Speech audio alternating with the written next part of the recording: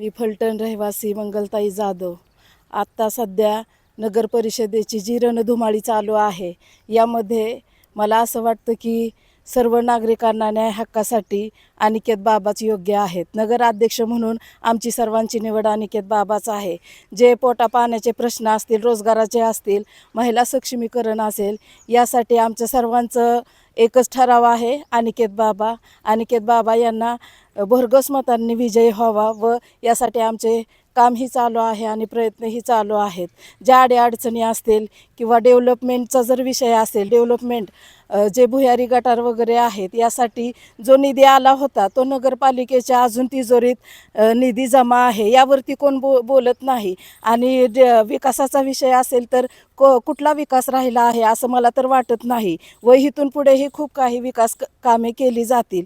आणि जो विकास केला आहे, संस्था आल्यात, जी मुलांना बाहेर शिक्षणासाठी जावं लागत होते, engineering college, nursing college, MBA college, हे सर्व उपलब्ध फलटणमध्ये आज महाराज साहेबांच्या आशीर्वादामुळे झालेले आहे. तरी रामराजेंनी जो 5वा टप्पा पाण्याचा आहे तोही पूर्ण केलेला आहे. जे जलशुद्धीकरण आहे, जे सोमवारपेठेत तलाव निर्मिती केलेली आहे, यामध्ये खूप काही महाराज साहेब रामराजे जे आहेत यांचंच योगदान आहे.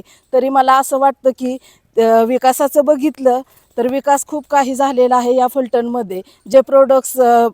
जे प्रकल्प आहेत, गोविंदसारखे प्रकल्प आणलेत, हजारो महिलांच्या हातांना रोजगार मिळाला, महिला सक्षम झाली. आज ती स्वतःच्या 2 वेळच्या पोटा पाण्याचा प्रश्न होता, त्यांना अडचण होती, तो प्रश्न खूप मोठ्या प्रमाणात सुटलेला आहे. जी कमिन्ससारखी नॅशनलाइज कंपनी आपल्या फलटण तालुक्यामध्ये जी आपल्याला लाभलेली आहे व तिथं जवळजवळ तालुक्यातील 6,000 मुली कार्यरत आहे, तोही प्रश्न खूप मोठ्या प्रमाणात सुटलेला आहे.